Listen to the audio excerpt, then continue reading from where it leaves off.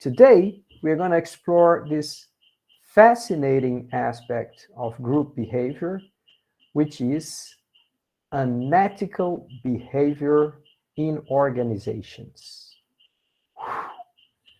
Uh-huh. Did you imagine when you woke up this morning that you're going to end up the day discussing unethical behavior in organizations?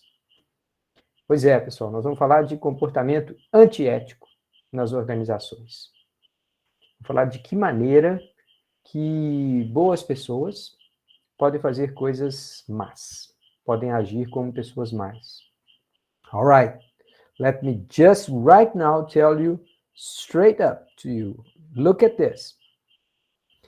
There are bad people. We know that. That's not what we're going to discuss here. Existem pessoas ruins, existem pessoas desonestas, fraudulentas, levianas, mal intencionadas. Não é disso que a gente vai discutir aqui. A gente vai discutir como é que pessoas boas fazem coisas erradas. And that's like a more interesting issue, right? If you have bad people, well, you have to punish them. You have to arrest them. You have to create police departments for them. You have to monitor them and somehow prevent them from causing harm to others. Se você tem pessoas ruins, a gente tem que monitorar, policiar, prender, se for o caso, julgar, né, levar para a justiça e tal. Evitar que essas pessoas nos causem mal. But what happens when we have good people doing bad things? O que acontece quando a gente tem boas pessoas fazendo coisas erradas? And moreover, more importantly, we want to ask, how come good people end up doing bad things once they are part of an organization? Como é que as pessoas são convencidas a fazer coisas erradas para manter seu trabalho, para continuar no seu emprego? All right, so this is very, very interesting stuff, right? I'm going to tell you the story of Ford Pinto. I know the name is funny, yeah, but that was the name of a car. Então, a companhia automotiva, né, chamada Ford, que operava até recentemente no Brasil, mas que todo mundo conhece os carros da Ford. Eles tinham um automóvel nos anos 70 que se chamava, lá nos Estados Unidos, chamava Pinto. Aqui no Brasil, uma versão desse carro, parecida com esse Ford Pinto, era chamado de Corcel. Então, era um tipo de Ford bem antigão, muito antigo. Meu pai até teve um carro desse, tá? Um Ford Corcel. It was not exactly the same model, but it was very much similar. I mean, if you looked from the outside, they looked pretty much the same, okay?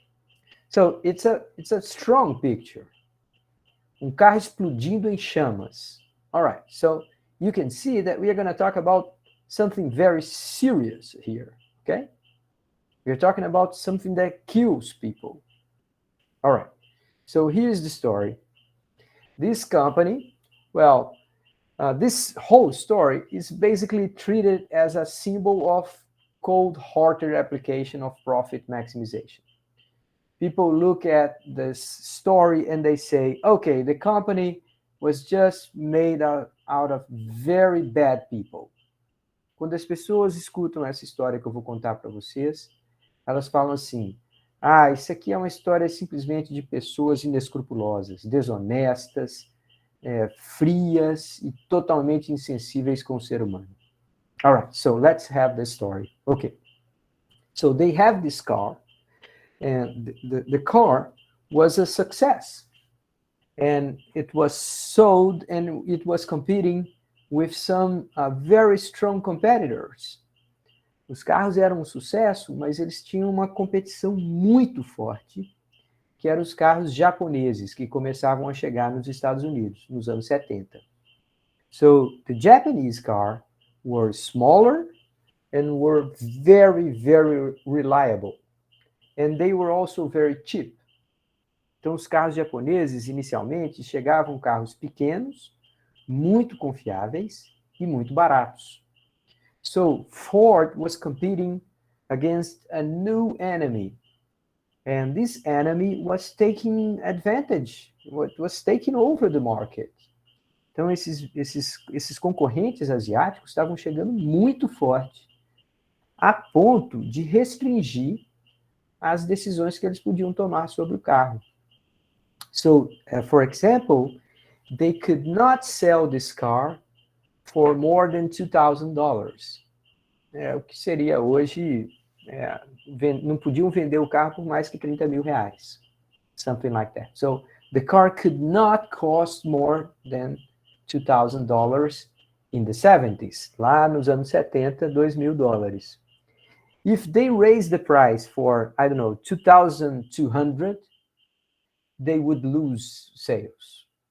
Se eles mudassem o preço do automóvel de 2.000 para 2.200, eles iam perder um monte de vendas. So it was a very, very fierce competition. Era uma concorrência muito dura, que estavam disputando cada centavo no preço. So what happened, it was that after some time, after selling lots and lots of those cars, they started getting reports that after some accidents, the cars would explode on fire. Então, eles começaram a receber relatórios dizendo que depois de determinados acidentes, principalmente quando tinham colisões traseiras, os carros explodiam em chamas e aquilo ali começou a aparecer na imprensa. At that time, in the 70s, people would still believe that the accidents and the explosions were mostly the driver's fault.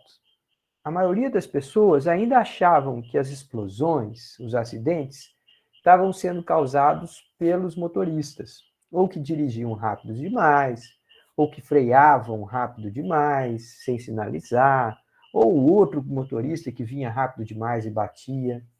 They were not, at that point, starting to question the company and saying, wait, other cars can get hit the same way, but they don't explode in fire. As pessoas ainda não estavam fazendo essa pergunta. Pô, mas outros carros podem ser impactados por acidentes como esse e não explodem em chamas. All right, so Ford was paying attention to those reports. The company was paying attention. So they took some engineers and they said, please study this thing. Go ahead and figure out what's going on. So all the engineers, they got together and they said, okay, let's have a look at this. What is happening? Let's make some tests and let's see how frequent those accidents can happen, how often the explosions will occur, and then we can see what's going on, how we can fix it.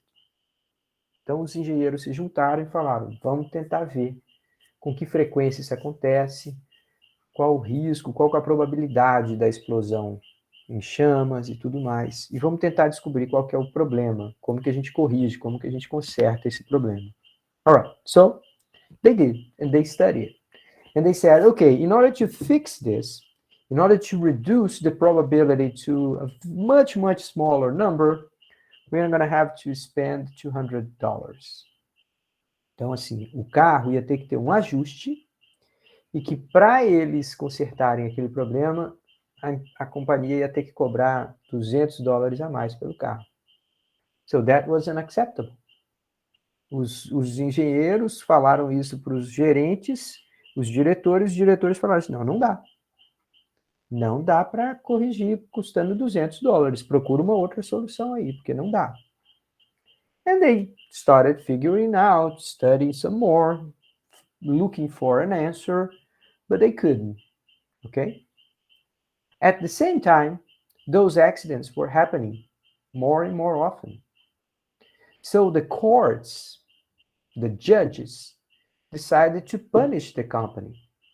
Então, como aqueles acidentes começaram a acontecer com uma frequência um pouco maior, os juízes começaram a dar decisões contra a companhia, obrigando a companhia a indenizar os acidentados ou, se a pessoa tivesse falecido, os seus familiares.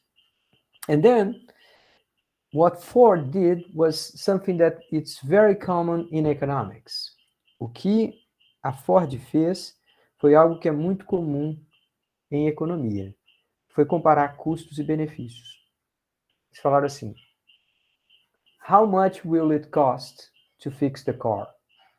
Okay, we're going to have to charge $200 more for each car. We're going to lose such and such amount of sales. So we're going to lose, I don't know, $2 million. Okay, so if we fix the car, we're going to lose $2 million. And how about the judges in the courts? Oh, if we pay all of the judges, these accidents are happening at such and such frequency. They charge us $20,000 pay compensation. So it's going to be like, I don't know, $1.5 million. So they made the calculation and they said, it's more expensive to fix the car than to pay the compensations, the financial compensations.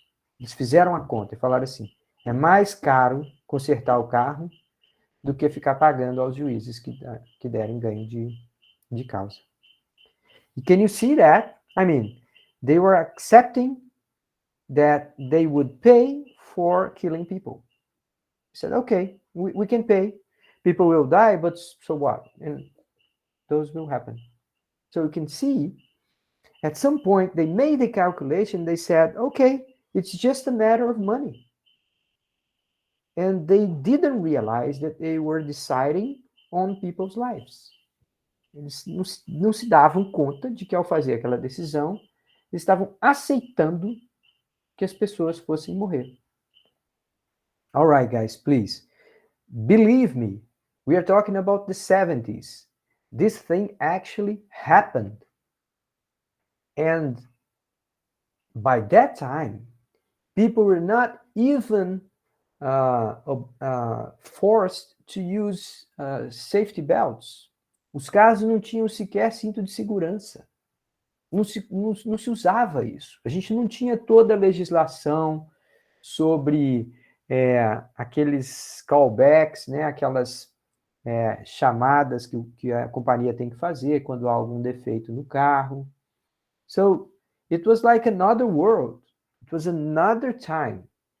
But still, these guys made the calculation. They said, okay, yeah, these things happen. We have to take care of our business. We are facing an extreme competition, and we have to survive. But let me emphasize one thing here. There was this guy, Denis Goya. You can see his name there in the PowerPoint presentation. Esse cara, Denis Goya, ele depois virou um dos professores mais famosos de MBA dos Estados Unidos. E as pessoas perguntavam para ele sobre esse caso. Ele também foi processado e tudo, respondeu e tal. Mas ele falava assim, você pode não acreditar, mas eu nunca fui uma pessoa capaz de ver sofrimento alheio. Se eu vi alguém passando mal na rua, eu paro e ajudo. Eu vou à igreja toda semana, eu participo de obras de caridade, eu sou uma pessoa sensível. E naquela circunstância, eu não consegui ver, eu simplesmente não via, pelo contexto que eu estava, a luta que eu precisava manter a empresa de pé, a concorrência com os japoneses, aquela ideia de nós contra eles. Eles estão chegando, eles vão tomar nossos empregos, eles vão tomar nossa vida. Eu preciso ganhar, eu preciso vencer. A pressão descomunal para entregar resultado. Os caras falaram assim, não, toca o barco e vamos fazendo.